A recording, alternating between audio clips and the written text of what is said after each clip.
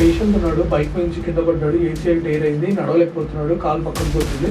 నేను సర్జరీ చేసిన తర్వాత నేను ఏం చెప్తానంటే రిటర్న్ టు స్పోర్ట్స్ 9 months ఉంటుంది. అంటే ఇప్పుడు జిమ్నాస్టిక్స్కి వెళ్ళాలంటే ఆయన 9 months ఆగాలి. అసలు నీ రిప్లేస్మెంట్ అనేది ఎవరికి అవసరము, ఎందుకు అవసరం పడుతుంది? ఎందుకంటే పేషెంట్కి పెయిన్ సెన్సిటివిటీ కూడా మారిపోతూ ఉంటుంది. So by and large surgery అయిన 2 weeksకి పెయిన్స్ తగ్గిపోతాయి. ఎందుకంటే మనం లోపల టిష్యూ కూడా కట్ చేస్తాం కదా, సో దానివల్ల కొంచెం పెయిన్స్ అనేవి ఉంటాయి. దాని తర్వాత మనం హ్యాపీగా అన్ని పనులు ముందులాగా చేసుకుంటున్నాం. అన్ని పనులు చేసుకోవచ్చు అండి. హ్యాపీగా కార్ డ్రైవింగ్ చేయొచ్చు, బైక్ డ్రైవింగ్ చేయొచ్చు, మెట్లు ఎక్కడ దిగడం చేయొచ్చు, ఇష్యూస్ ఎవ్రీథింగ్ చేయొచ్చు.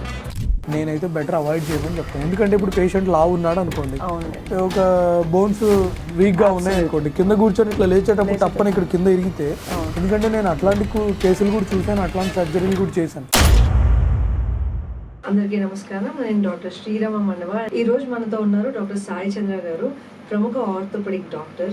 సార్, ఈరోజు thank you for coming. First of all మా ప్రేక్షకులందరికీ కూడా ఆర్థోపెడిక్ డిపార్ట్మెంట్కి సంబంధించి నీ రీప్లేస్మెంట్స్ కానీ, షోల్డర్ ఇంజురీస్ గురించి కానీ, ఏసీఎల్ టేర్, ఇంకా చాలా ఆర్థోపెడిక్ డిపార్ట్మెంట్లో అడ్వాన్స్మెంట్స్ గురించి మాట్లాడడానికి సార్ మనతో ఉన్నారు ఈరోజు. Welcome sir. Can you please మీ గురించి, మీరు చాలా వీడియోస్ ఇంతకు ముందు చాలా యూట్యూబ్ ఛానల్స్లో ఇచ్చారు ఆల్రెడీ, బట్ మా వ్యూవర్స్ కోసం ఒకసారి మీ గురించి మీరు చెప్పుకోగలరు? హాయ్ ఫ్రెండ్స్, నా పేరు డాక్టర్ సాయి చంద్ర మల్లాది. నేను ఎక్కువ knee and shoulder arthroscopy surgeries, knee replacement surgeries చేస్తూ ఉంటాను. అంటే క్లుప్తంగా చెప్పాలంటే joint replacement surgeries and sports injuries అనమాట. సో నేను మియాపూర్ పల్స్ హాస్పిటల్లో పనిచేస్తానండి. Pulse Heart Super Speciality Hospital, pillar number 605 opposite ఉంటుంది, అక్కడ పనిచేస్తాను. సో ఈవినింగ్ నాకు గచ్చిబౌలిలో మన చింతల్లో క్లినిక్ ఉంది. సో ఈవినింగ్ నేను క్లినిక్లో చూస్తాను. I mainly do knee and shoulder surgery. Knee and shoulder sir, great sir. Sir, so will start of with knee replacement related questions అండి. అసలు నీ రీప్లేస్మెంట్ అనేది ఎవరికి అవసరము, ఎందుకు అవసరం పడుతుంది? మేడం, ఏమవుతుందంటే ఇప్పుడు ఒక ఏజ్ 60 ఏళ్ళు 55 ఏళ్ళు వచ్చేసరికి మోకాలు అనేది అరిగిపోతుంది. కొంతమంది ముందే అరగచ్చు, బట్ నేను కామన్గా జరిగే దాని గురించి చెప్తున్నాను అండి. రేర్ థింగ్స్ చెప్పట్లేదు, కామన్గా జరిగే దాని గురించి చెప్తున్నాను. సో ఎవరికైతే ఏజ్ 55-60 ఏళ్ళు వచ్చేసి ఫుల్ మోకాలు అరిగిపోయి అడుగు తీసి అడుగు వేయలేకపోతున్నారో, చాలా ఇబ్బందిగా ఉందో, నొప్పి టాబ్లెట్లు వేసుకున్నా నొప్పి తగ్గడం లేదు, లేదా ఆల్రెడీ మోకాలు నొప్పులకి ఇంజెక్షన్లు తీసుకున్నా నొప్పి తగ్గడం లేదు, ఇంకా చాలా ఇబ్బందిగా ఉంది అంటే ఇక లాస్ట్ ఆప్షన్ నీ రీప్లేస్మెంట్ అనమాట. It's not the first option, last option. ముందు మనం టాబ్లెట్లు ఇస్తాం, ఫిజియోథెరపీ చెప్తాం, ఎక్సర్సైజెస్ చెప్తాం, ఇవన్నీ చెప్తాం. సో ఇవన్నీ చేసినా కూడా ఇంకా తగ్గట్లేదు అనుకోండి పెయిన్, ఇంకా లాస్ట్ ఆప్షన్లో మోకాలు చిప్పలు మార్చే సర్జరీ చెప్తాం అనమాట. దానికి ఒక ఏజ్ లిమిట్ అనేది ఏమైనా ఉంటుందా సార్, లేదా ఈ ఏజ్ క్రైటీరియా వాళ్ళకి మాత్రమే నీ రీప్లేస్మెంట్ చేయొచ్చు అని ఏమన్నా? అదే అండి, నేను యంగెస్ట్ పేషెంట్ నీ రీప్లేస్మెంట్ చేసిన పేషెంట్ ఏజ్ 32 years. సో ఆవిడకి 32కి ఎందుకు చేసామంటే అప్పుడు 2 మోకాలు కూడా ఫుల్ రుమటాయిడ్ ఆర్థరైటిస్ వచ్చి డ్యామేజ్ అయిపోయింది. Not osteo arthritis, rheumatoid arthritis.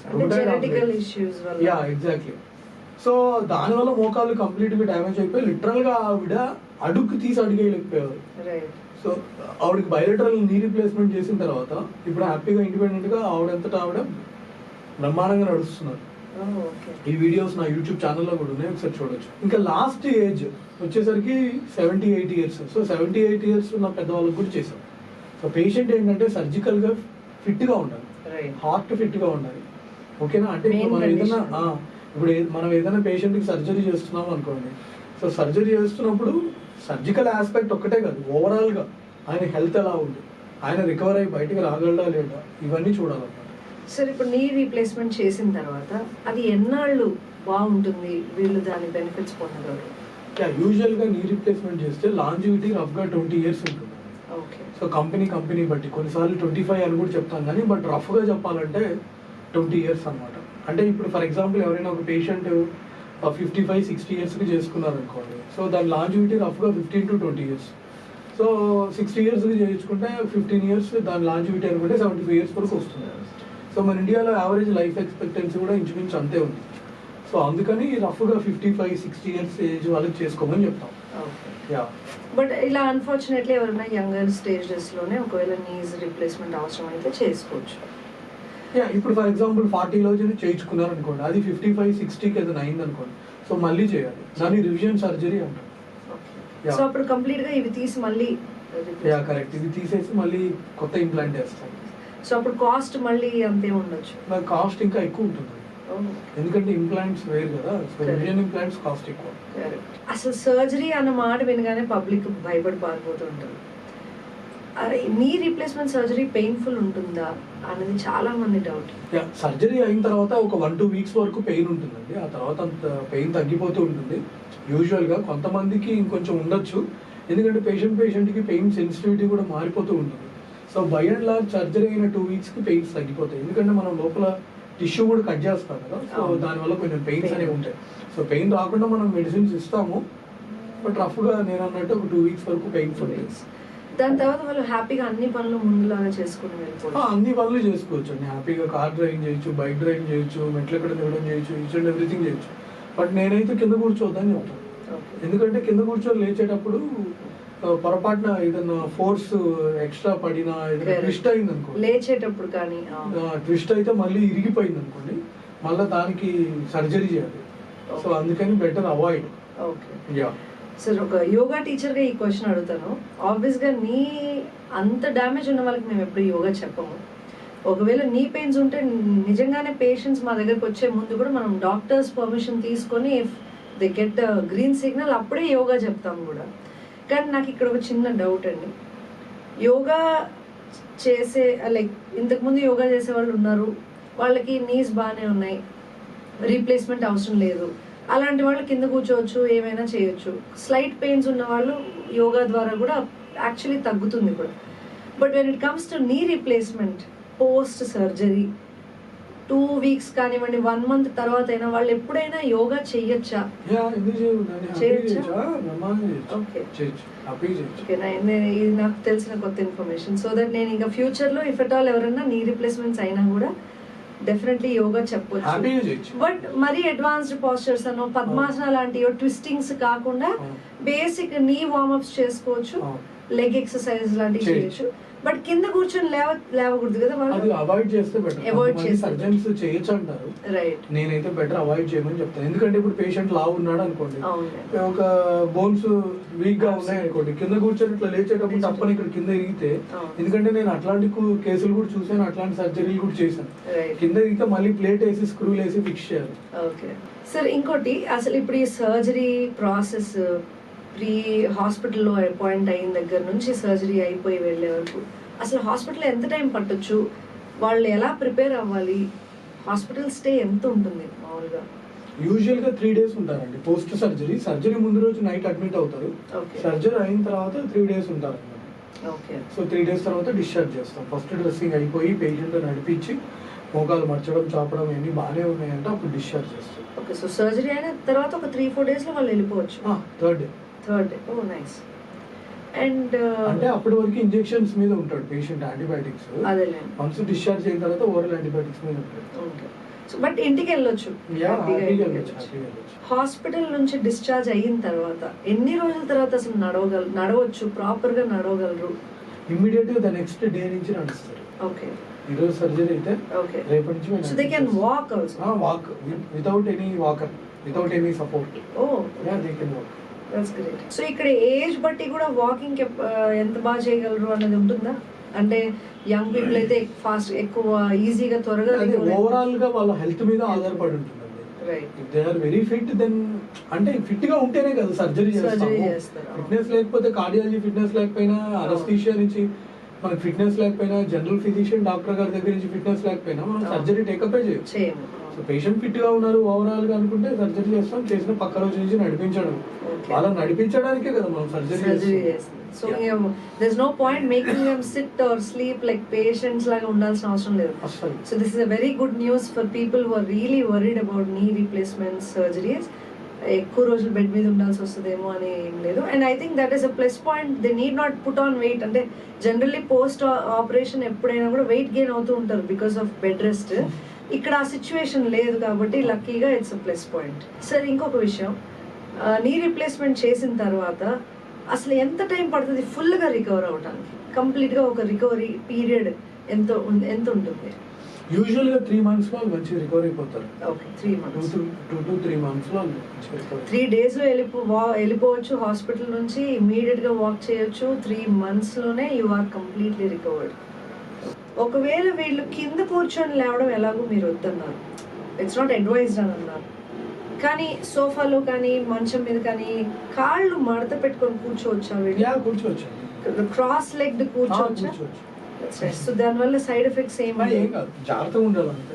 Maybe ఆ పోస్చర్ నుంచి బయటకు వచ్చేటప్పుడు కొంచెం జాగ్రత్త. ఇప్పుడు కింద కూర్చొని ఇట్లా లేచేటప్పుడు ప్రెషర్ పడుతుంది, తప్పంటే ఇక్కడ ఇరుగుతుంది టిబియా కింద, టిబియా కాంపోనెంట్ కింద. ఓకే. సో ఇప్పటి వరకు అసలు నీ రీప్లేస్మెంట్ ఎలా చేస్తారు, ఎన్ని రోజులు పడుతుంది రికవరీకి, అండ్ ఎంత త్వరగా ఇంటికి వెళ్ళొచ్చు, ఇవన్నీ మాట్లాడుకున్నాము.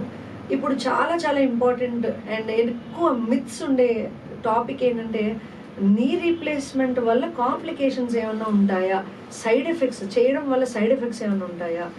నీ రీప్లేస్మెంట్ సర్జరీ తర్వాత కొన్ని కాంప్లికేషన్స్ ఉంటాయండి, లైక్ బ్లడ్ లాస్, రైట్, తర్వాత వెరీ రేర్ గా ఇన్ఫెక్షన్స్ రావడము, నీ స్టిఫ్నెస్ రావడము, సరిగ్గా నడవలేకపోవడము, నీ పెయిన్స్ ఉండడము, ఇంప్లాంట్ లూజ్ అయిపోవడము, ఇవన్నీ ఉంటాయి. బట్ ఇప్పుడున్న అడ్వాన్స్డ్ టెక్నిక్స్ తో కాంప్లికేషన్స్ వచ్చే ఛాన్స్ చాలా తక్కువ. ఓకే. సో ఈ కాంప్లికేషన్స్ అనేవి సర్జరీకి అటాచ్డ్ కాంప్లికేషన్స్ లేదా పీపుల్ వాళ్ళ యాక్టివిటీస్ వల్ల వచ్చే కాంప్లికేషన్స్? సర్జరీకి అటాచ్డ్ అండి, వాళ్ళ యాక్టివిటీ వల్ల రావడము అంటే ఏంటంటే తక్కువే ఉంటాయి. సో బ్లడ్ క్లాట్ అవ్వడము, ఇన్ఫెక్షన్స్ రావడము, స్టిచెస్ ఊడిపోవడం, ఇవి కూడా కాంప్లికేషన్సే కదా వీటిలో? అవి కూడా కాంప్లికేషన్స్ అండి. అందుకనే ముందు పేషెంట్ సర్జరీ చేసేటప్పుడు వాళ్ళు ఫిట్ గా ఉన్నారా లేదా, కార్డియాక్ ఫిట్నెస్ ఉందా లేదా, అనస్థీషియా ఫిట్నెస్ ఉందా లేదా, ఇవన్నీ చూసుకునే దాన్ని వీళ్ళు డిసైడ్. ఈ రికవరీ పీరియడ్ లో ఫిజియోథెరపీ అనేది ప్రతి ఒక్క నీ రీప్లేస్మెంట్ జరిగిన పేషెంట్ కి అవసరమా లేదా వెరీ ఫ్యూ పీపుల్ కి అవసరమా? ఒకవేళ ఫిజియోథెరపీ అవసరం అయితే అది how do they get that resource? ప్రతి పేషెంట్ కి అవసరం అండి, ఒక పేషెంట్ కాదు, అందరి పేషెంట్ ఫిజియోథెరపీ అవసరము. సర్జరీ అయిన తర్వాత మినిమం ఒక 2-3 వారాలు ఫిజియోథెరపీ అవసరం. కొంతమంది పేషెంట్స్ అలా అనుకుంటున్నారు సర్జరీ అయిన తర్వాత ఫిజియోథెరపీ అవసరం లేదేమో అని. లేదు, అవసరం. ఎందుకంటే ఫిజియోథెరపీ వల్ల వాళ్ళు ఇంకొంచెం బెటర్ గా రికవర్ అవుతారు, తొందరగా రికవర్ అవుతారు, బాగా నడుస్తారు, గెయిట్ ట్రైనింగ్ చేపిస్తారు, క్వాడ్రిసెప్స్, హామ్స్ట్రింగ్స్ స్ట్రెంథెనింగ్ ఎక్సర్సైజెస్ చెప్తారు. Absolutely. And at the same time ఒక క్వాలిఫైడ్ పర్సన్ దగ్గర ఎక్సర్సైజెస్ చేస్తున్నప్పుడు మిస్టేక్స్ జరిగే అవకాశం చాలా తక్కువ ఉంటుంది. So it's safe also. ఇప్పుడు చాలా కామన్ ఇష్యూ ఏసీఎల్ టేర్. అసలు ఏసీఎల్ టేర్ అంటే ఏంటి, అందులో ఏం జరుగుతుంది, అది ఎందుకు అంత ఇంపార్టెంట్ ఇష్యూ? ఏసీఎల్ టేర్ అంటే ఏంటంటే అండి, మనకి నీ జాయింట్ లో పైన ఉండే బోన్ ఫీమర్ బోన్ అంటాము, కింద ఉన్న బోన్ ని టిబియా బోన్ అంటాం. సో ఈ మధ్యలో 2 లిగమెంట్స్ ఉంటాయి అన్నమాట, ఏసీఎల్ పీసీఎల్ క్రిస్ క్రాస్ గా ఉంటాయి. సో బయటకి 2 లిగమెంట్స్ ఉంటాయి, ఎంసీఎల్, ఎల్సీఎల్ టేర్ అని చెప్పి. సో మనము ఎక్కువ స్పోర్ట్స్ ఆడినా లేదా ఎక్కువ స్పోర్ట్స్ ఆడడం వల్ల కాదు, స్పోర్ట్స్ ఆడేటప్పుడు ఏదైనా నీ ట్విస్ట్ అయ్యి కింద పడ్డాం అనుకోండి, లేదా నీ ట్విస్ట్ అయింది అనుకోండి, లేదా ఇట్లా సడన్ జర్క్ మాదిరి అనిపించింది అనుకోండి, అప్పుడు ఈ ఏసీఎల్ అనేది చినిగే అవకాశం ఉంటుంది. అట్లనే కాకుండా ఏదైనా రోడ్ యాక్సిడెంట్స్ అయినాయి అనుకోండి, బైక్ యాక్సిడెంట్ అయ్యి కింద పడ్డాం అనుకోండి, అప్పుడు కూడా మనకి ఫ్రాక్చర్ కాకుండా ఏసీఎల్ లిగమెంట్ టేర్ అయ్యే ఛాన్స్ ఉంటుంది. సో ఫ్రాక్చర్ అయిన ప్రతిసారి ఏసీఎల్ టేర్ అవ్వాలని అలా ఏం లేదు? లేదు, అస్సలు లేదండి, అస్సలు లేదు. ఇది ఐసోలేటెడ్ లిగమెంట్ ఇంజరీ లాగా అవ్వచ్చు, ఫ్రాక్చర్ లేకుండా కూడా మామూలుగానే ఏసీఎల్ టేర్ అవ్వచ్చు. ఇప్పుడు ఒకరికి ఏసీఎల్ టేర్ అయ్యింది అనేది ఎలా తెలుసుకోవచ్చు? వాళ్ళకి ఎలా అర్థం చేసుకోవాలి, ఇది నాకు ఏసీఎల్ టేర్ అయ్యి ఉంటుంది, నేను దీన్ని ఇమ్మీడియట్ గా అడ్రస్ చేయాలి అని ఎలా తెలుసుకోవచ్చు? ఇప్పుడు 2 సినారియోస్ అండి.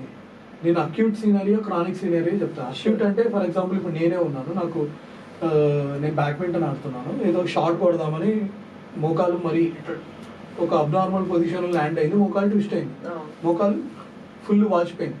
సో నేను ఇమీడియట్ గా ఏం చేస్తానంటే డాక్టర్ దగ్గరికి వెళ్తాను. కొంతమంది అలా చేయరు, వాళ్ళంతటా వాళ్ళు ఎక్స్రే తీసుకుంటారు, బానే ఉంది కదా ఎక్స్రే అని వదిలేస్తారు. సో నడవడానికి ఇబ్బంది అయినప్పుడు అప్పుడు వాళ్ళు వెళ్ళి డాక్టర్ని కలుస్తారు. సో నేనేమంటానంటే ఫస్ట్ డాక్టర్ గారిని కలిసాను అనుకోండి, అవసరమా లేదా అని ఆయనే చెప్తారు. సో నేనేమంటానంటే ముందే డాక్టర్ దగ్గరికి వెళ్తే సో బెటర్ గా ట్రీట్మెంట్ అనేది దొరుకుతుంది. సో మనకి ముందే సస్పిషన్ ఉందనుకోండి, లైక్ లిటరల్ గా మోకాలు చాలా వాచిపోయింది, నడవలేకపోతున్నారు, ఇబ్బందిగా ఉంది అంటే డాక్టర్ గారు చూసి దాని ప్రకారం ఎంఆర్ఐ అనేది సజెస్ట్ చేస్తారు. ఇంకా రెండో సినారియో ఏంటంటే కొంతమంది వాళ్ళంతా వాళ్ళు ఎక్స్రే తీసుకొని బాగానే ఉంది కదా అని చెప్పేసి ఒక 5 నెలలు 6 నెలలు అట్లా వదిలేస్తారు. వదిలేసి మళ్ళీ ఎప్పుడో పడినప్పుడు మళ్ళీ వాళ్ళకి మోకాలు పట్టేస్తుంది, లేదా మోకాలలో ఏదో కదిలినట్టు ఫీలింగ్ వస్తుంది, అప్పుడు ఎంఆర్ఐ చేయించుకుంటారు.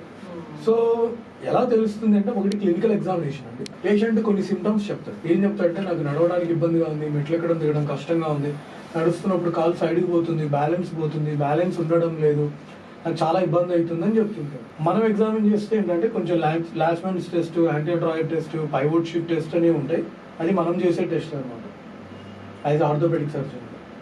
ఇంకా ఎంఆర్ఐ ఫైండింగ్స్. సో ఎంఆర్ఐలో వాడిచ్చే ఫైండింగ్స్, రేడియాలజిస్ట్ డాక్టర్ గారు ఇచ్చే ఫైండింగ్స్ ప్రకారం సో మూడింటిని కొరిలేట్ చేసుకొని దెన్ విల్ ప్రొసీడ్. అసలు పేషెంట్కి బాధ ఏంటి, పేషెంట్కి ఇన్స్టెబిలిటీ ఉంది, నడవలేకపోతున్నాడు, కంప్లీట్ టేర్ ఉందంటే సర్జరీ చేయాలి. ఇప్పుడు నాకు నెక్స్ట్ క్వశ్చన్ అదే సార్, అన్ని ACL టేర్స్ సర్జరీకి దారి తీస్తాయా? అదేనండి, ఎవరికైతే నడవడానికి ఇబ్బందిగా ఉందో, ఎవరికైతే పరిగెత్తడానికి ఇబ్బందిగా ఉందో, ఎవరికైతే మెట్లు ఎక్కడానికి దిగడానికి ఇబ్బందిగా ఉందో, ఎవరైతే వాళ్ళ రొటీన్ పనుల్లో ఇబ్బంది పడుతున్నారో, రొటీన్ పనులు చేసుకోలేకపోతున్నారో వాళ్ళకి ACL రికన్స్ట్రక్షన్ అనేది చేయాలి. అంటే వాళ్ళు ఏం చెప్తారంటే, సార్ నాకు నడిచేటప్పుడు కాలు ఇట్లా పక్కకు పోతుంది, ట్విస్ట్ అయిపోతుంది, బ్యాలెన్స్ ఉండడం లేదు, ఇట్లా పక్కకు పోయినట్టు ఉంది అంటారు. సో అట్లాంటి వాళ్ళకి చేయాలి. ఇప్పుడు ఏ టెస్ట్లు చేయడం వల్ల ఒక పర్సన్ కి ACL టేర్ అనేది అయ్యింది అని కన్ఫర్మ్ చేయగలం? దానికి కొన్ని టెస్ట్ ఉంటాయండి. Lachman's test, anterior drawer test, pivot shift test అన్నమాట. సో ఈ 3 టెస్ట్లు మేము చేస్తాం. Apart from MRI. బట్ ఖచ్చితంగా ఉట్టి MRI అయితే చెప్పలేము. అవునండి, క్లినికల్ ఎగ్జామినేషన్ కూడా ఇంపార్టెంట్, చాలా ఇంపార్టెంట్. ఇప్పుడు ACL సర్జరీ చేసాము అవసరమైన వాళ్ళకి అన్నాం కదా, కానీ అలా కాకుండా సర్జరీకి రాని వాళ్ళు లేదా అసలు డాక్టర్ దగ్గరికి వెళ్ళకుండా అది ఇగ్నోర్ చేసేసిన వాళ్ళకి ACL టేర్ అనేది దానంతకు అదే హీల్ అయ్యే ఛాన్సెస్ ఉంటాయా? హీల్ అయ్యే ఛాన్స్ తక్కువ అండి. ఎందుకంటే ఇది జాయింట్ లోపల ఉండే లిగ్మెంట్ కదా, దానికి బ్లడ్ సప్లై ఉండదు. టేర్ అయితే అది అంత హీల్ అవ్వదు. సో డెఫినెట్గా జాయింట్ బయట ఉండేది అనుకోండి, దానికి రక్త సరఫరా ఉంటుంది, సో బెటర్ హీల్ అవుతుంది. సో ఈ జాయింట్ లోపల ఉండే లిగ్మెంట్, దానికి రక్త సరఫరా సరిగ్గా ఉండదు. సో అలాంటప్పుడు సరిగ్గా హీల్ అవుతుంది. కొంతమంది ACL టేర్ అనేది తెలిసినా తెలియకపోయినా సర్జరీకి వెళ్ళట్లేదు అనుకుందాం, సర్జరీ చేయించుకోవాలని ఇష్టం లేదు. సో అలాంటప్పుడు వాళ్ళకి ఎలాంటి కాంప్లికేషన్స్ అవ్వచ్చు, ఏం జరుగుతుంది, ఒకవేళ సర్జరీ చేయించుకోకపోతే ఏం సైడ్ ఎఫెక్ట్స్ జరగవచ్చు వాళ్ళకి? చాలా మంది పేషెంట్స్ సేమ్ ఇదే క్వశ్చన్ వస్తారు, సార్ చేయించుకోకపోతే నాకు ఏమవుతుంది. ఇప్పుడు ఒక పేషెంట్ ఉన్నాడు, ఆయన మోకాలు ఊరుకునే ఇట్లా సైడ్కి పోతుంది, ఆయన సర్జరీ చేయించుకోవట్లేదు అనుకోండి, ఉన్న నార్మల్గా ఉన్న మెనిస్కస్ కూడా చిరిగిపోతుంది. సో నార్మల్గా ఉన్న మెనిస్కస్ చిరిగింది, కాలేమో సైడ్కి వెళ్తుంది, అప్పుడు ఏమవుతుందండి, మోకాలు తొందరగానే అరిగిపోతుంది. సో అందుకని మీకు ACL టేర్ ఉండి ఇన్స్టెబిలిటీ ఉందంటే ఖచ్చితంగా orthopaedic surgery. First of all చాలా జాగ్రత్తగా ఉండాలి. అనుకోకుండా ఇలాంటి సిచ్యువేషన్స్ ఏదైనా జరిగినప్పుడు ఇమీడియట్గా సజెషన్ తీసుకోవాలి డాక్టర్స్ దగ్గర నుంచి ఆర్ రేడియాలజీ డిపార్ట్మెంట్ నుంచి. ప్రాపర్ కన్ఫర్మేషన్ వచ్చిన తర్వాత సర్జరీకి వెళ్ళాల్సి వస్తే వెళ్ళాలి, లేదు రెస్ట్ తీసుకోవాల్సి వస్తే రెస్ట్ తీసుకోవాలి. And that's how you maintain your health. లేదు అంటే అగైన్ ఇట్స్ ఫైనాన్షియల్గా కూడా it's a big burden, stress wise it's a big burden, చాలా రకాలుగా ఫేస్ చేయాల్సి వస్తుంది. అవన్నీ అవాయిడ్ చేయాలంటే రైట్ టైంలో రియాక్ట్ అవ్వడం అనేది చాలా ఇంపార్టెంట్. సార్ ఇంకొకటి, అసలు ACL రీకన్స్ట్రక్షన్ అంటే ఏంటి? ACL రీకన్స్ట్రక్షన్ అంటే ఏంటంటే, సో మనకి ఇక్కడ హామ్స్ట్రింగ్ గ్రాఫ్ట్స్, లేకపోతే పెరోనియస్ లాంగస్ గ్రాఫ్ట్, లేదా క్వాడ్రిసెప్స్ గ్రాఫ్ట్స్ అని ఉంటాయి.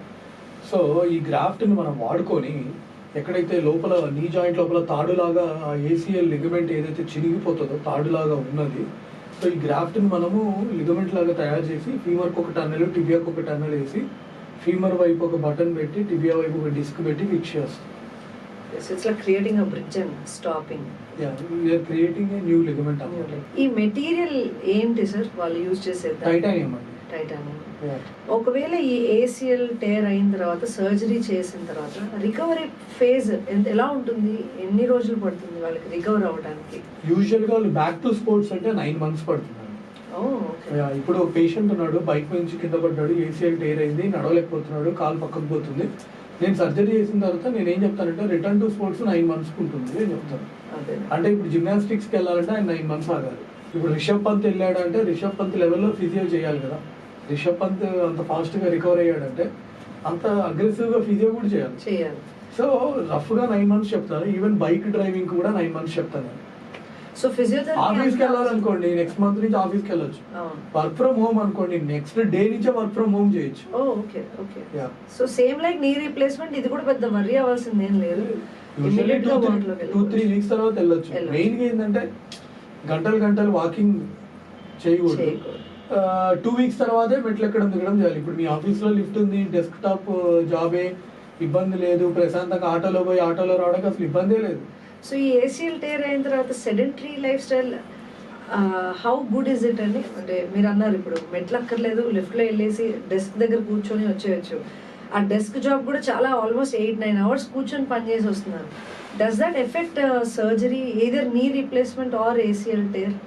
అన్ని ఏం చెప్తాం అంటే మేము ఎవ్రీ హాఫ్ అన్ అవర్కి ఒక అలారం పెట్టుకోమని చెప్తాం. ఎవ్రీ హాఫ్ అన్ అవర్కి వాటర్ తాగి టాయిలెట్ అటు ఇటు వెళ్తూ ఉంటే కొంచెం బ్యాక్ పెయిన్స్ రాకుండా, నెక్ పెయిన్ రాకుండా, నీ పెయిన్స్ రాకుండా ఉంటాయి. Very true.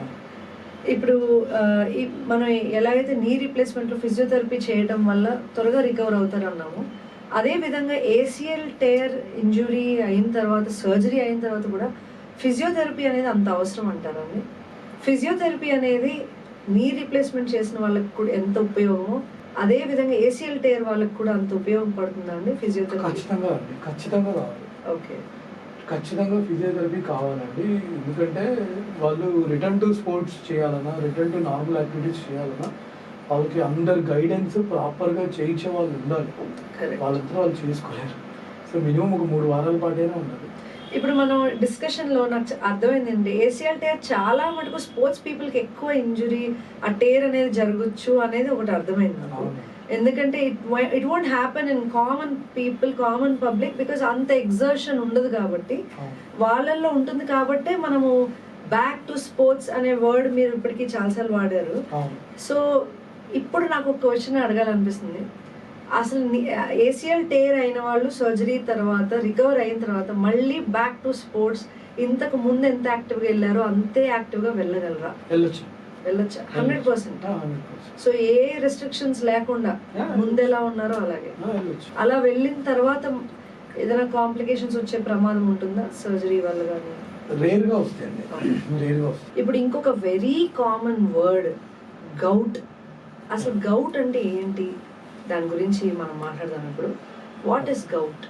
గౌట్ అంటే ఏంటంటేనండి, uric acid levels more than 6 mg/dL ఉందనుకోండి, దాన్ని గౌట్ అని అంటాం. అంటే బాడీలో యూరిక్ యాసిడ్ లెవెల్స్ ఎప్పుడైతే పెరుగుతాయో, సో ఆ యూరిక్ యాసిడ్ లెవెల్స్ పెరిగిన కండిషన్ని మనం గౌట్ అని అంటుంటాం అనమాట. సో చాలా కారణాల వల్ల పెరుగుతుంది.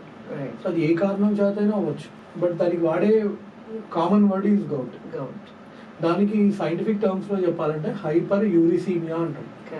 హైపర్ యూరిసీమియా అనమాట. అంటే యూరిక్ యాసిడ్ పెరిగితే బ్లడ్ లో యూరిక్ యాసిడ్ లెవెల్స్ ఎక్కువ ఉండడం వల్ల గౌట్ అనేది ఉంటుంది. అవునండి, రైట్. గౌట్ సిమ్టమ్స్ ఏంటి సార్ అసలు? గౌట్ సిమ్టమ్స్ కామన్గా ఏంటంటే క్లినిక్ ఎలా వస్తారంటే, సార్ నాకు బొటన్ వేల్ దగ్గర చాలా పెయిన్ ఉంది, నడవడానికి ఇబ్బందిగా ఉంది, ఆల్ ఆఫ్ సడన్ ఇంత లావ్ అయింది అని అంటారు. లేదా కొంతమంది, సార్ నాకు మోకాలు సడన్గా వాచిపోయింది, చాలా లావ్ ఉంది, నడవలేకపోతున్నా, చాలా ఇబ్బంది అవుతుంది అంటారు. మోకాలు వాయడం కూడా గౌట్ కింద వస్తుంది. కొన్నిసార్లు ఎల్బో కూడా రావచ్చు, కొన్నిసార్లు యాంకిల్ జాయింట్ కూడా రావచ్చు. సో అప్పుడు మనం అడుగుతాం, ఏమైందండి, పడ్డారా అంటే లేదు పడలేదు అంటారు. మరి ఏమైంది, ఏమైనా నాన్ వెజ్ ఏమైనా తిన్నారా అంటే, లాస్ట్ 4-5 days నుంచి నాన్ వెజ్ బాగా తిన్నాను అంటారు. సో ఇది కామన్గా వాళ్ళు చెప్పే క్లినికల్ హిస్టరీలా ఉంటుంది. సో ఎప్పుడైనా నాన్ వెజ్ విపరీతంగా తిన్నా, ఆల్కహాల్ విపరీతంగా తీసుకున్నా, షుగర్ సిరప్స్ తీసుకున్నా కూడా రావచ్చు గౌట్. సాఫ్ట్ డ్రింక్స్ లేదా ఎనీ షుగర్ కూల్ డ్రింక్స్ వల్ల కూడా రావచ్చు అండి. ప్రోటీన్ ఫుడ్, ఇప్పుడు చాలా మంది జిమ్ లో జాయిన్ అవుతున్నారు కదా, సో జిమ్ లో జాయిన్ అయ్యమని చెప్పి వాళ్ళు ఏంటంటే ఇష్టం వచ్చినట్టు ప్రోటీన్ తీసుకుంటూ ఉంటారు without any supervisors, without recommendations, తర్వాత వితౌట్ ట్రైనర్స్ అడ్వైస్. సో అలాంటప్పుడు వాళ్ళలో కూడా యూరిక్ యాసిడ్ పెరిగే ఛాన్స్ చాలా ఉంటుంది. సో ఇప్పుడు ఈ గౌట్ అనేది లైఫ్ లాంగ్ డిసీజ్ అండి? ఇది గౌట్ లైఫ్ లాంగ్ ఉంటుందా అంటే కొంతమందికి ఉంటుందండి. మెయిన్ గా ఇది లైఫ్ స్టైల్ ఇండ్యూస్డ్. అవును, కరెక్ట్ అండి, లైఫ్ స్టైల్ ఇండ్యూస్డ్. ఇదేమి జెనెటికల్ గా ఉండదు, జెనెటిక్స్ తక్కువ. సో మెయిన్ ఏంటంటే వాళ్ళు వెయిట్ కంట్రోల్లో పెట్టుకోవాలి, వాటర్ బాగా తాగాలి, తర్వాత వాళ్ళకి బీపీ షుగర్ ఏమైనా ఉన్నా కంట్రోల్లో పెట్టుకోవాలి, ప్రోటీన్ టూ మచ్ గా తినకూడదు, నాన్ వెజ్ టూ మచ్ గా తినకూడదు, ఆల్కహాల్ దూరంగా ఉండాలి, ఇలాంటివన్నీ జాగ్రత్తగా ఇవన్నీ ఫాలో అవ్వాలి. ఒకప్పుడు అసలు గౌట్ అనేది రాజులకు వచ్చే డిసీజ్ అనేవాళ్ళు. గౌట్ అనేది రాజులకు వచ్చేది, ఎందుకంటే నాన్ వెజ్ తినేంత, ఆల్కహాల్ తీసుకునేదంతా ఇంకా సో రాజులే కాబట్టి అట్లాగా ఆ టర్మ్ అనేది వచ్చింది అన్నమాట. బట్ ఇప్పుడు ఏంటంటే too much of protein content, ముఖ్యంగా జిమ్ లో జాయిన్ అయ్యామని చెప్పేసి వితౌట్ ఎనీ అడ్వైస్ చాలా మంది తీసుకుంటుంటారు, అందుకని మంచి చాలా కేసెస్ చూస్తుంది. గౌట్ ని ఎలా డయాగ్నోస్ చేయొచ్చు అంటే ఫిజికల్ సైన్స్ అండ్ సిమ్టమ్స్ ఎలా ఉంటాయి? ఎవరైనా పేషెంట్ బొటన్ వేల్ దగ్గర నొప్పి వస్తుంది, కాలి బొటన్ వేలు ఫస్ట్ మెటటార్సోఫెరింజియల్ జాయింట్ ఇక్కడ నొప్పి వస్తుంది, వాపు వస్తుంది, ఓకేనండి, ఇలాంటి సిమ్టమ్స్ చెప్తే అప్పుడు సస్పెక్ట్ చేస్తాం. ఓకే, అంతే. సో అది అది ఎల్బో అయినా ఏదైనా కొంచెం ఆల్మోస్ట్ అలాగే వాచినట్టు ఉండటం, స్వెల్లింగ్ రావడం వల్ల కూడా, స్వెల్లింగ్ కూడా అనేది ఒక గౌట్ లో ఒక సిమ్టమ్ అనుకోవచ్చు. గౌట్ వల్ల స్వెల్లింగ్ వస్తుంది, రెడ్నెస్ ఉంటుంది, ఓకే, పెయిన్ కూడా ఉంటుంది. అందరిలో అన్నీ ఉండాలని లేవండి, బట్ యూజువల్ గా స్వెల్లింగ్, పెయిన్, రెడ్నెస్ ఇవి ఉంటాయి. యూజువల్ గా ఫస్ట్ ఎంటీపీ జాయింట్ దగ్గర వస్తుంది. సో ఫిజికల్ గా ఎలా చూసి గౌట్ అని నిర్ధారించవచ్చో చెప్పారు, టెస్ట్ల ద్వారా ఎలా నిర్ధారించవచ్చు ఇది గౌట్ అని? సింపుల్ కొన్ని బ్లడ్ టెస్ట్లు ఉంటాయండి. ఇప్పుడు ఎవరైనా ఒక పేషెంట్ బటన్ వేల్ దగ్గర నాకు నొప్పి వస్తుంది అనగానే బేసిక్ బ్లడ్ టెస్ట్లు ఉంటాయి. వాళ్ళకి షుగర్ ఉందా, బీపీ ఉందా, ఇవన్నీ అడుగుతాము. Blood serum uric acid levels అని ఒక టెస్ట్ ఉంటుంది, serum uric acid levels. So ఆ టెస్ట్ చేస్తాము. దాంట్లో కనుక మోర్ దాన్ 6 mg/day, కొన్నిసార్లు మోర్ దాన్ 7 అని కూడా అంటారు. సో దీన్ని బట్టి ఎక్కువ ఉంటే దానికి వాళ్ళ సిమ్టమ్స్ బట్టి ట్రీట్మెంట్ అనేది ఇవ్వడం జరుగుతుంది. ఇది మ్యాండేటరీయా సార్ ఈ చెకప్ చేయించుకోవడం గౌట్ ఉన్నప్పుడు? మ్యాండేటరీ అంటే చేయించుకుంటేనే బెటర్. సార్ గౌట్ వచ్చింది, నా డయాగ్నోస్ చేశారు, ఏమేమి ఫుడ్స్ అవాయిడ్ చేస్తే గౌట్ ని కంట్రోల్ చేసుకోవచ్చు?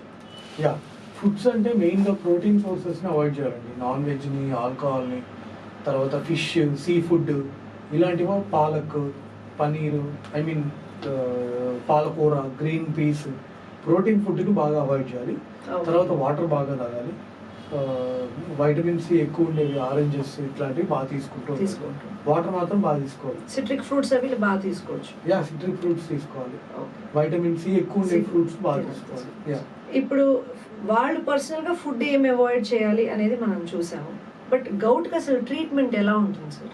ఏం చేస్తారు? ట్రీట్మెంట్ అంటే బేసిక్ గా టాబ్లెట్స్ 2 రకాలండి. ట్రీట్మెంట్ యాక్చువల్గా వాళ్ళ ఫేజ్ ఆఫ్ గౌట్ బట్టి ఉంటుంది. అక్యూట్ గౌట, అది క్రానిక్ గౌట, దీన్ని బట్టి అనమాట. సో బట్ జనరల్గా చెప్పాలంటే ఫస్ట్ కొన్ని టాబ్లెట్లలో మరి 2 రకాలు ఉన్నాయి. ఒకటి యూరిక్ యాసిడ్ ప్రొడక్షన్ తగ్గించేవి, ఇంకోటి దాని బాడీ నుంచి బయటకు పంపించేవి, ఎక్స్క్రీషన్ ని పెంచేవి. సో ఇలాంటి మెడిసిన్స్ ఇచ్చి తగ్గిస్తాం. బాగా పెయిన్ ఉంది అంటే కొన్నిసార్లు స్టెరాయిడ్ టాబ్లెట్లు కూడా పెడతాం అనమాట, టెంపరీగా పెయిన్ తగ్గించడం. ఇప్పుడు స్టెరాయిడ్స్ అయితే టెంపరీగానే, బట్ మిగతా మెడిసిన్స్ కూడా గౌట్ లో వాడిన తర్వాత పెయిన్ తగ్గింది అనుకుందాం, దాని తర్వాత మెడిసిన్స్ ఆపేయొచ్చా? రెగ్యులర్ గా ఫాలో అప్ లో ఉండాలి డాక్టర్తో. వాళ్ళంతా వాళ్ళు ఆపకూడదు. 10 days వేసుకొని ఆపేసేయచ్చు. తగ్గింది కదా అంటే మళ్ళీ అట్లా కాకుండా ఒకసారైనా మళ్ళీ ఫాలో అప్ కి రావాలి. అంటే చాలా మంది ఏంటంటే ఆ నొప్పి తగ్గిపోయింది, ఇంకా నేను మెడిసిన్స్ వేసుకోక్కర్లేదు అని వాళ్ళకి డిసైడ్ అవుతారు. సో డెఫినెట్లీ డాక్టర్ చెప్పిన షెడ్యూల్ ప్లాన్ చేసుకుని వేసుకోవాల్సి ఉంటుంది. డెఫినెట్ గా చెకప్ అయితే రావాలండి, మళ్ళీ రివ్యూకి రావాలి. ఏమైతుందంటేనండి కొంతమందికి యూరిక్ యాసిడ్ లెవెల్స్ పెరిగి కిడ్నీలో స్టోన్స్ కూడా అయ్యే ఛాన్స్ ఉంటుంది. సో అందుకని we should be careful and we should come for regular follow ups. Sir patients లో గౌట్ కనిపించిన తర్వాత అది అక్యూట్ అవనివ్వండి, క్రానిక్ కానీ, పర్మనెంట్ గా జాయింట్స్ ని డ్యామేజ్ చేసే సిచ్యువేషన్ కి వెళ్తుందా? అందరికి వెళ్ళదండి, కొంతమందిలో వెళ్తుంది. అంటే జరిగే ఆస్కారం. క్రానిక్ టోఫేషియస్ గౌట్ అని ఉంటుందండి. సో ఈ క్రానిక్ టోఫేషియస్ గౌట్ లో ఏమవుతుందంటే చాలా జాయింట్స్ ఇన్వాల్వ్ అవుతాయి. అంటే పర్మనెంట్ గా డిఫార్మిటీ అనేది క్రియేట్ చేస్తుందండి. సార్ ఫైనల్ గా గౌట్ రిలేటెడ్ ఇంకొక క్వశ్చన్ అడగాలనుకుంటున్నాను. గౌట్ ని కంప్లీట్ గా క్యూర్ చేయొచ్చా మనము? ఏదర్ మెడికల్ సపోర్ట్ కానీ పర్సనల్ కేర్ కానీ యూజ్ చేసి కంప్లీట్ గా క్యూర్ చేయొచ్చా? గౌట్ యూరిక్ యాసిడ్ లెవెల్స్ మనం తగ్గించండి, తగ్గించడం అనేం కాదు. బట్ ఇక్కడ ఏంటి అంటే మనం డైట్ కంట్రోల్ పెట్టుకోవడం, వెయిట్ కంట్రోల్ పెట్టుకోవడం, బీపీ షుగర్ కంట్రోల్ ఉంచుకోవడం అనేది చాలా ఇంపార్టెంట్. సో ఫైనల్ గా గౌట్ ఉన్న వాళ్ళు హెల్దీ లైఫ్ స్టైల్ మెయింటైన్ చేయాలి, non veg consumption, alcohol limit చేసేయాలి, ఫిజికల్ గా యాక్టివ్ గా ఉండాలి. ఒకవేళ గౌట్ వస్తే కూడా ఏమేమి ఫుడ్స్ అవాయిడ్ చేయాలో డాక్టర్ గారు ఆల్రెడీ చెప్పారు. మెడికల్ గా ఎలాంటి ఎగ్జామినేషన్స్ చేయించుకోవాలి, ఫైనల్లీ డాక్టర్ దగ్గరికి వెళ్ళి ఎలాంటి మెడిసిన్స్ యూజ్ చేయాలి. గౌట్ ని కంట్రోల్ చేయడానికి ప్రాపర్ ప్రొసీజర్ అనేది ఫాలో అయితే డెఫినెట్లీ రిజల్ట్స్ అయితే కనిపిస్తాయి. సార్ కార్పల్ టన్నెల్ సిండ్రోమ్ అంటే ఏంటి? కార్పల్ టన్నెల్ సిండ్రోమ్ అంటే ఏంటంటేనండి, మార్నింగే నేను పేషెంట్ చూసాను. వాళ్ళు టిపికల్గా చెప్పేది ఏంటంటే సార్ నాకు ఈ 2-3 వేళ్ళు బాగా మొద్దు పడుతున్నాయి. చిటికెన్ వేల్లో ఉందా ప్రాబ్లం అంటే చిటికెన్ వేలు పర్లేదండి బాగానే ఉంది అంటారు. థైరాయిడ్ ఉందా అంటే అవునండి అంటారు. షుగర్ ఉందా అంటే అవునండి అంటారు. పడ్డారా అంటే లేదంటారు. ఇది అర్థమవుతుంది.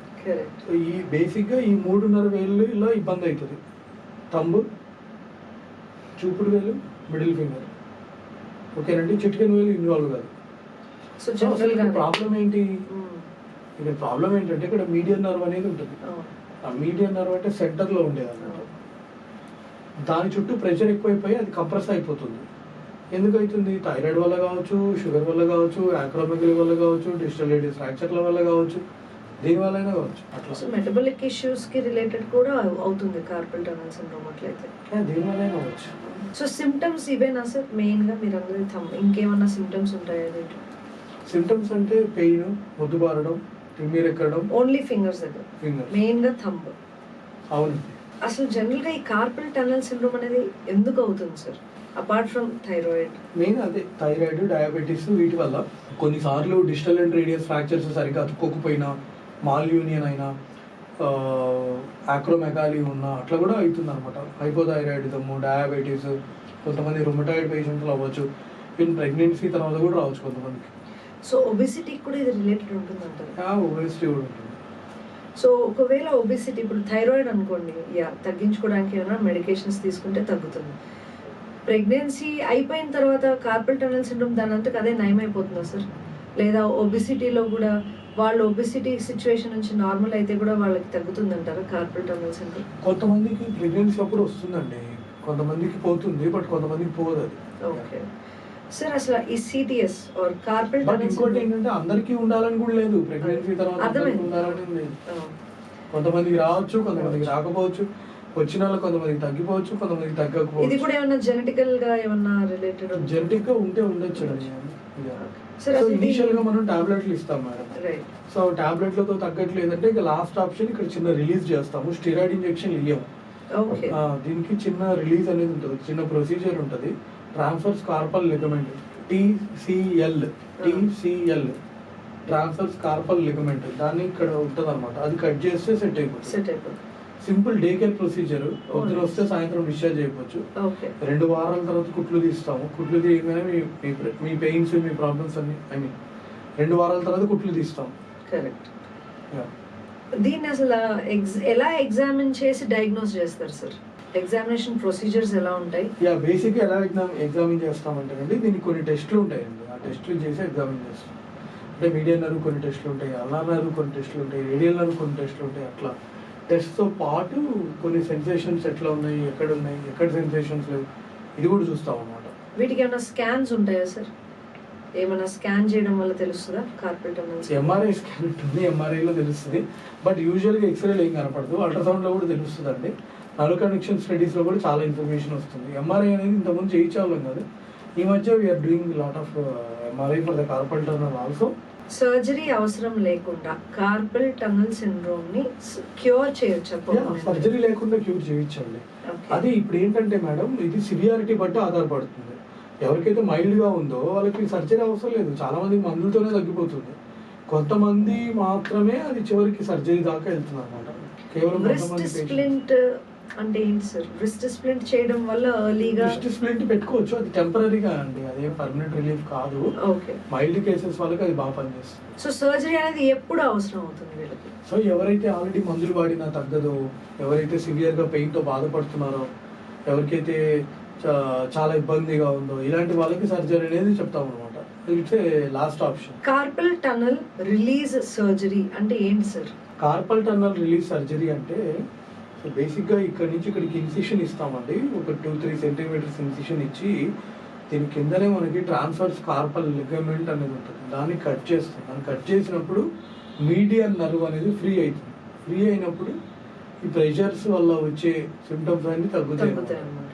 Okay, very nice sir. Carpal tunnel syndrome release surgery చేసిన తర్వాత వాళ్ళకి రికవరీ ఎంత టైం పడుతుంది? యూజువల్గా ఒక 1-2 వీక్స్లో రికవర్ అయిపోతుంది. అంటే ఒక్కోసారి పర్మనెంట్ నర్వ్ డ్యామేజ్ అయిందా లేదో చూసుకోవాలి. సో అది మనకి ప్రియాప్ వాళ్ళ ఫంక్షన్ ఎలా ఉంది అనేది చూడాలన్నమాట. సో బై అండ్ లార్జ్ అయితే ఒక 1-2 వీక్స్లో చాలా మంచి రిలీఫ్ వచ్చేస్తుంది. ఓకే. ఈ సర్జరీ సేఫేనా సార్? చాలా సేఫ్ సర్జరీ అండి, day care procedure, under local anaesthesia లేదంటే బ్లాక్లో కూడా చేయొచ్చు. చాలా సింపుల్ సర్జరీ, పొద్దున్న చేస్తే సో చాలా సింపుల్ సర్జరీ, పొద్దున్న చేస్తే సాయంత్రం డిశ్చార్జ్ చేసేయచ్చు. Oh very nice, that's a big relief. చాలా మందికి సర్జరీ అనగానే ఎన్నో రోజులు నెలలో ఇంట్లో ఉండాలి, హాస్పిటల్ ఉండాలి అనుకుంటూ ఉంటారు. సార్ ఒకవేళ ఎవరన్నా అసలు సర్జరీ చేయించుకోవాలంటే భయం వేసి చిన్నదే కదా ఏం కాదులే అని వదిలేస్తే దానివల్ల ఏమైనా సైడ్ ఎఫెక్ట్స్ ఉంటాయా అవాయిడ్ చేస్తే సర్జరీని? వెరీ రేర్గా నర్వ్ డ్యామేజ్ కూడా అవ్వచ్చు అండి. సో కానీ ఎప్పుడు నెగ్లెక్ట్ చేయకూడదు. ఎందుకంటే నర్వ్ డ్యామేజ్ అంటే ఏమవుతుందంటే మీకు మజిల్స్, ఈ తీనార్ మజిల్స్ ఉంటాయి కదా, ఈ తీనార్ మజిల్స్, ఈ మజిల్స్ అన్నీ ఏమైతాయంటే సన్నగా అయిపోతాయి, అట్రఫీ అయిపోతాయి అన్నమాట, మజిల్ వేస్టింగ్ వస్తుంది. Okay okay. చేతిలోనే ఇంకో చోట పెయిన్ వస్తుంది, చాలా మందికి ఇక్కడ పెయిన్ వస్తూ ఉంది అంటూ ఉంటారు. దానికి పేరేంటో తెలియదు, వాళ్ళకి కూడా ఎలా ఎక్స్ప్లెయిన్ చేయాలో తెలియదు. దాన్ని డీ క్వర్వెయిన్స్, అది ఏంటి సార్ ఎగ్జాక్ట్గా దాని పేరు ఏంటి, దాన్ని గురించి చెప్పగలరా? ఇక్కడ డీక్వర్వెన్స్ టీనోసైనోవైటిస్ అనే ఒక కండిషన్ ఉంటుందండి.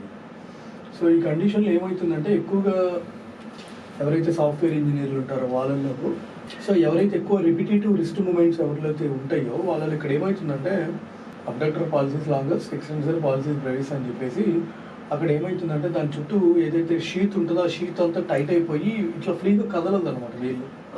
మనకి ఫ్రీగా కదులుతున్నాయి కదా అలా కదలవు, అది సివియర్ పెయిన్ చెప్తారు వాళ్ళు. సో ఇది ఎక్కువ ప్రొఫెషనల్ కి సంబంధించిందా సార్? అంటే ఎవరికైనా రావచ్చు అండి, అలా ఏం లేదు, ఎవరికైనా. కాబట్టి సెడెంటరీగా మూమెంట్స్ సరిగ్గా చేయకుండా ఉండటం. అవునండి, ముఖ్యంగా నేను సర్జరీ చేసిన పేషెంట్స్ అయితే ఎక్కువ లేడీసే ఉన్నారు, బట్ ఎవరికైనా రావచ్చు. కామన్ సిమ్టమ్స్ ఏముంటాయి సార్ అపార్ట్ ఫ్రమ్ పెయిన్? వాళ్ళు ఎక్కువ రిస్ట్ పెయిన్ చెప్తూ ఉంటారు. ఇక్కడ రిస్ట్ దగ్గర పట్టుకొని రేడియల్ స్టైలైడ్ దగ్గర ప్రెస్ చేస్తే వాళ్ళకి విపరీతమైన నొప్పి. తర్వాత ఫింకిల్స్టీన్ టెస్ట్ పాజిటివ్ ఉంటుంది. ఫింకిల్స్టీన్ టెస్ట్ అంటే ఏంటంటే ఇప్పుడు ఈ చెయ్యి ఇలా ఉంది కదండి, దీన్ని చిటికెన్ వేలు వైపు ఇలా అన్నా అనుకోండి, వాళ్ళకి ఇక్కడ పెయిన్ వస్తుంది. సో చెయ్యి ఇలా ఉంటుంది, చిటికెన్ వేలు వైపు ఇలా ఉంటే ఇక్కడ పెయిన్ వస్తుంది. సో దాన్ని డీక్వర్వెన్స్ టీనోసైనోవైటిస్ అంటారు. ఓకే, సో వాళ్ళు ఏమైనా వస్తువులు పట్టుకోవడానికి కూడా ఇబ్బంది కలుగుతుంది? అవునండి, వస్తువులు పట్టుకోవడానికి ఇబ్బందిగా ఉంటుంది, నొప్పి ఎక్కువ ఉంటుంది, తట్టుకోలేరు. ఇనిషియల్గా టాబ్లెట్లు ఇస్తాము, కొంతమంది స్టెరాయిడ్ ఇంజెక్షన్స్ కూడా ట్రై చేయండి అని చెప్తారు. కొన్ని స్టడీస్లో స్టెరాయిడ్ ఇంజెక్షన్స్ కూడా ఇచ్చినట్టు ఉన్నాయి, బట్ స్టెరాయిడ్స్ వల్ల అంత మంచిది కాదు. కాబట్టి ఫస్ట్ టాబ్లెట్లతో తగ్గట్లేదంటే ఇంకా లాస్ట్ ఆప్షన్ రిలీజ్ సర్జరీ అన్నమాట. సార్ రిపిటేటివ్ గా బరువులు మోయటం, పిల్లల్ని ఎత్తడం, లేదా డయాబెటీస్, ప్రెగ్నెన్సీ ఇలాంటి ఇష్యూస్ వల్ల కూడా ఇది రావచ్చు అంటారా? రావచ్చు, ఛాన్స్ అయితే ఉంది. ఓకే, ఇది కాకుండా ఇంకేదైనా మెయిన్ కాజెస్ ఉన్నాయండి ఇది రావడానికి, అపార్ట్ ఫ్రమ్ రెగ్యులర్ గా ఒకే పని చేయడం లేదా బాడీ మూవ్మెంట్స్ సరిగ్గా చేయకపోవడం? మెయిన్ గా ఇవేనండి. కొన్నిసార్లు థైరాయిడ్, డయాబెటీస్ వల్ల కూడా రావచ్చు, బట్ మెయిన్ గా అయితే ఇవే. సో కొంతమంది మొబైల్ ఫోన్ చాలా ఓవర్ గా యూజ్ చేస్తూ ఉంటారు, దాని వల్ల కూడా ఇలా ఎప్పుడు థంబ్ ఇలా పెట్టడం, దాని వల్ల కూడా ఛాన్స్. సో మొబైల్ ఫోన్ ఎక్కువ యూజ్ చేసే వాళ్ళకి కూడా ఈ ప్రాబ్లం వచ్చేది. అసలు ఈ ప్రాబ్లమ్ ని ఎలా డయాగ్నోస్ చేస్తారు సార్? సో బేసిక్ గా ఎవరైనా పేషెంట్ రిస్ట్ పెయిన్ అని చెప్పి రిస్ట్ దగ్గర పట్టుకున్నప్పుడు సివియర్ గా పెయిన్ ఉంది, మళ్ళీ ఇలా చెయ్యి ఇలా అనేటప్పుడు సివియర్ గా పెయిన్ వస్తుంది అంటే then we'll have some suspicion. ఇప్పటి వరకు మనం చూసిన సిచ్యువేషన్స్ అన్నిటికీ సర్జరీస్ ఉన్నాయి, దీనికి సర్జరీ ఉందా? ఉంటే అది ఎంత టైం పడుతుంది, ఎలాంటి కాంప్లికేషన్స్ రావచ్చు ఒకవేళ చేయకపోతే? ఇది చాలా చిన్న ప్రొసీజర్ అండి, డీక్వర్వెన్స్ టీనోసైనోవైటిస్ రిలీజ్ అంటారు. సో జస్ట్ 1-2 సెంటీమీటర్స్ ఇన్సిషన్ దీని మీద ఇచ్చేసి స్కిన్ సబ్క్యూటేనియస్ టిష్యూ ఇట్లా కట్ చేసి పైన టెండాన్ షీత్ ఉంటుంది. సో ప్రాబ్లం ఏంటి, ఆ టెండాన్ చుట్టూ ఉన్న షీత్ టైట్ అయిపోవడం వల్ల టెండాన్ కదలలేకపోతుంది. సో ఆ టెండాన్ షీత్ని మనం కనుక కట్ చేస్తే, రిలీజ్ చేస్తే అది ఫ్రీగా గ్లైడ్ అవుతుంది అన్నమాట. ఓకే, సో ఇప్పుడు ఈ సర్జరీ చేయడానికి ఎంత టైం, లైక్ ఎంతసేపు పడుతుంది సార్ జనరల్గా? రఫ్గా ఒక హాఫ్ అన్ అవర్ అంతే. సో రికవరీకి ఎంతసేపు పడుతుంది వీళ్ళకి? సో రికవరీ అంటే ఏంటంటేనండి, ఇమ్మీడియట్గా వాళ్ళు పనులు వాళ్ళు చేసుకోవడానికి మినిమం ఒక 1 వీక్ అయినా కొంచెం రెస్ట్లో ఉండాలి. ఓకే, సో బరువులు అవి ఎక్కువ లిఫ్ట్ చేయొద్దని చెప్తాం, బట్ 1-2 వీక్స్లో వాళ్ళు తెలిపి నార్మల్. వీళ్ళకి కూడా ఫిజియోథెరపీ ఉంటుందండి? ఫిజియోథెరపీ పెద్ద ఏమి ఉండదు, వాళ్ళ పనులు వాళ్ళు అంటే సింపుల్ ఎక్సర్సైజెస్, రిస్ట్ ఎక్సర్సైజెస్, తర్వాత హ్యాండ్ ఎక్సర్సైజెస్ ఉంటాయి. ఈ డీక్వర్వెన్స్ అనేది సీరియస్ కండిషన్ కాదండి, అస్సలు కాదు, నథింగ్ టు వరీ. అండ్ ఒకవేళ ఈ సర్జరీ చేసి కానీ ట్రీట్మెంట్ అయిపోయిన తర్వాత నయం అయ్యాక మళ్ళీ ఆ పర్సన్ కి ఇంకెప్పుడన్నా ఫ్యూచర్ లో ఇదే ప్రాబ్లం వచ్చే అవకాశం ఉంటుందంటారా? ఉంటుందండి, బట్ చాలా తక్కువ. ఓకే, ఉండే ఛాన్స్ అయితే ఉంటుంది. ఒకవేళ వీళ్ళకి సర్జరీ చేయకపోతే దానంతకు అదే నయం అయ్యే ఛాన్స్ కూడా ఉంటుందండి? లేదు మేడం, ఓకే, తక్కువ. సో ఖచ్చితంగా సర్జరీ చేయాలి. బట్ చాలా మందికి మందులతో తగ్గిపోతుంది, టాబ్లెట్లతో చాలా మందికి తగ్గిపోతుంది అండి, బట్ కొంతమందికి తగ్గకపోవచ్చు. యా, ఇప్పుడు వరకు మనం చూసిన సిచ్యువేషన్స్ అన్ని కూడాను హెల్త్ కండిషన్స్ ఎక్కువ చేతిలో.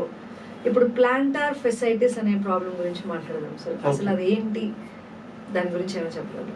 యా, ప్లాంటార్ ఫెసైటిస్ అనేది ఏంటంటే యూజువల్గా ఎవరైతే బాగా లావుగా ఉంటారో, ఎవరైతే బోన్స్ వీక్గా ఉంటాయో, ఎవరైతే ఎక్కువ స్టాండింగ్ జాబ్స్ చేస్తూ ఉంటారో వాళ్ళలో వస్తూ ఉంటాయండి. బేసిక్గా చెప్పాలంటే అరికాళ్ళల్లో నొప్పులు అనమాట.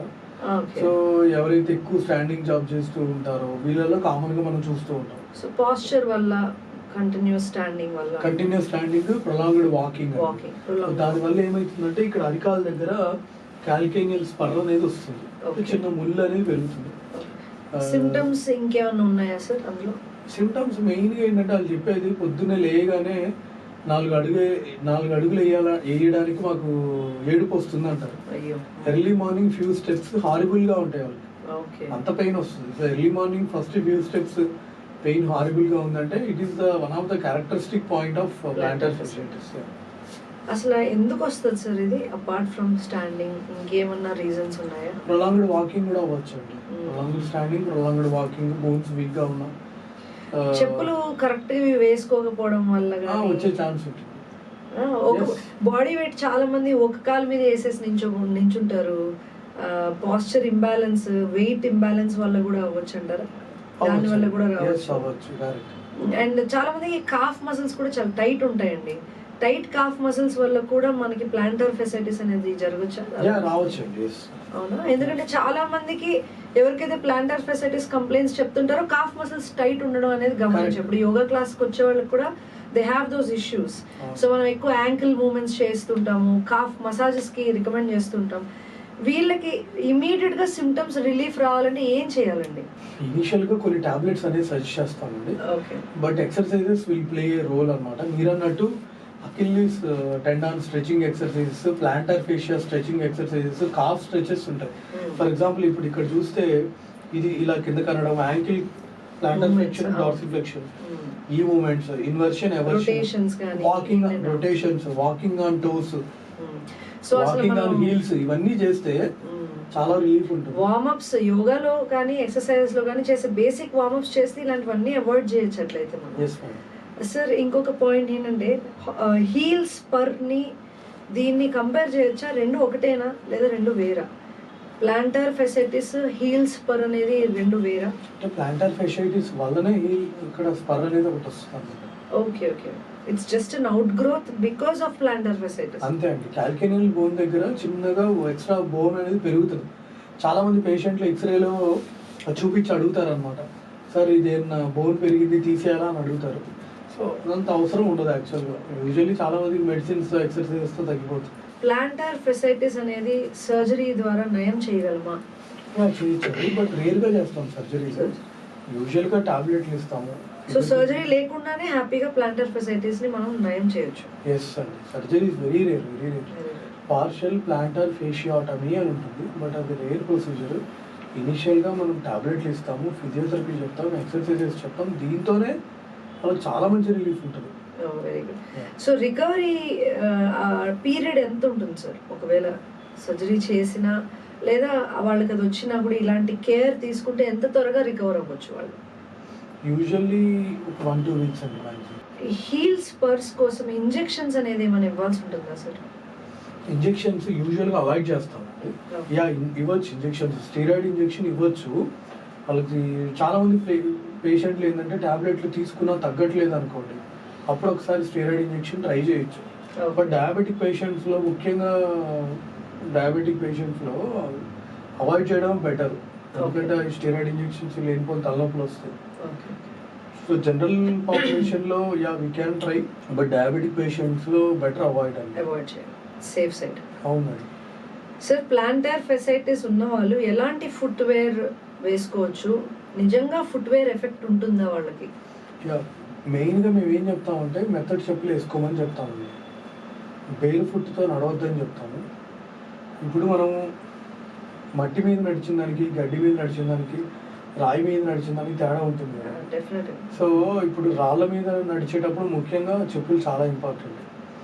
సో క్లుప్తంగా ఈ ప్రాబ్లం ఉన్న వాళ్ళు, ఈ ప్రాబ్లం ఉన్న వాళ్ళు మెథడ్ చెప్పులు వేసుకోవాలి. హార్డ్ సర్ఫేసెస్ మీద వితౌట్ స్లిప్పర్స్ నడవాలి. సార్ ప్లాంటార్ ఫెసైటిస్ మళ్ళీ తిరిగి వచ్చే ప్రమాదం ఉందా నయమైన తర్వాత? రావచ్చండి. ఇప్పుడు ఎవరైతే మళ్ళీ వాళ్ళు సరిగ్గా జాగ్రత్తలు పాటించారో, ఎవరైతే బాగా లావు ఉన్నారో, ఫుట్వేర్ దగ్గర వాళ్ళు జాగ్రత్తలు పాటించారో, ఇట్లాంటి వాళ్ళకి ఎక్కువ ప్రొలాంగ్డ్ జాబ్ చేసే వాళ్ళని, తర్వాత ఎక్కువ వాకింగ్ చేసే వాళ్ళని మళ్ళీ ఒకసారి వచ్చే ఛాన్స్ కూడా ఉంది. ఓకే సార్, ఐ థింక్ మనం చాలా important and very very required information గురించి ఈరోజు మనం డిస్కస్ చేసాము. చివరిగా మీరు మన వ్యూవర్స్ అందరికీ ఏదన్నా అడ్వైస్ ఇవ్వాలి అనుకుంటే, ఇలాంటి ప్రాబ్లమ్స్ రాకుండా ఉండడానికి, వాళ్ళ హెల్దీ జాయింట్స్, బోన్స్ మంచి కండిషన్ ఉండడానికి మీరు ఏమి రికమెండేషన్స్ అండ్ సజెషన్స్ ఇవ్వగలరు బిఫోర్ వి ఎండ్ సెషన్? నేనేం చెప్తానంటే ఒక బ్యాలెన్స్డ్ డైట్ తీసుకోమని చెప్తాను. మెయిన్గా వాటర్ అడిక్వేట్గా తాగమని చెప్తానండి. పాలు, ఆకుకూరలు, రాగి జావా, ఎగ్స్ అవి తీసుకోమని చెప్తాను. ఇంకోటి every year annual health checkups చేసుకోండి, విటమిన్ డి కూడా చెక్ చేసుకోండి అని చెప్తాను. సో ఎనీ ఆర్థో ఇష్యూస్ ఏమైనా ఉంటే నెగ్లెక్ట్ చేయకుండా దగ్గరలో ఆర్థోపెడిక్ సర్జన్ని కన్సల్ట్ అవ్వండి. ఎందుకంటే చాలామంది ఏంటంటే వాళ్ళంతటా వాళ్ళు ఎక్స్రే తీసుకొని ఎక్స్రే బాగానే ఉంది కదా అని చెప్పి వదిలేస్తారు. సో అట్లా కాకుండా never neglect, just go to orthopaedic surgeon so that things అనేది లేదు. ఎందుకంటే రీసెంట్గా నేను లాస్ట్ మంత్ ఒక పేషెంట్ చూసాను. సో యంగ్ పేషెంట్ 30-35 ఉంటారు ఆవిడ ఏజ్. నీ పెయిన్తో వస్తే ఎక్స్రే తీస్తే there is a big bone tumour. అయ్యో. So not every patient knee pain ఉన్న వాళ్ళందరికీ బోన్ ట్యూమర్ ఉంటుందని కాదు, బట్ జాగ్రత్తగా ఉండాలి. డాక్టర్ సాయి చంద్ర గారు, thank you for your valuable time అండి. చాలా చాలా మంచి ఇన్ఫర్మేషన్, క్రూషియల్ ఇన్ఫర్మేషన్ అందరికీ ఈరోజు మనం అందించగలిగాము శుభ హెల్త్ టీవీ నుంచి. డాక్టర్ సాయి గారు, మళ్ళీ మనం మంచి ఒక సెషన్ ఇలా పెడదామండి. ఇంకా కొన్ని ఇంపార్టెంట్ డిస్కషన్స్ అనేవి చేద్దాము, జనాలందరికీ ఇంకా మంచి ఇన్ఫర్మేషన్ ఇద్దాము. Thank you so much sir. Thank you. అందరికీ నమస్కారం. Thank you.